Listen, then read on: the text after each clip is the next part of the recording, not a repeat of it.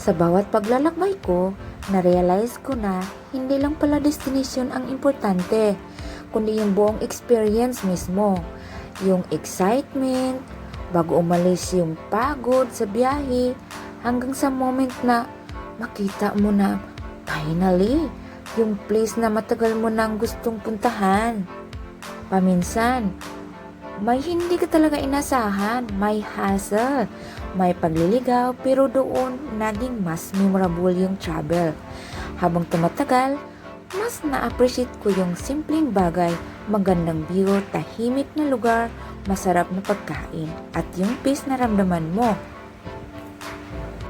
At habang sandaling nakalimutan mo yung stress sa buhay. Travel also taught me na hindi mo kailangan maging mayaman para sumaya. Well, kung may chance kang mag-explore and then grab it, gumawa ka ng memories, mag-enjoy ka at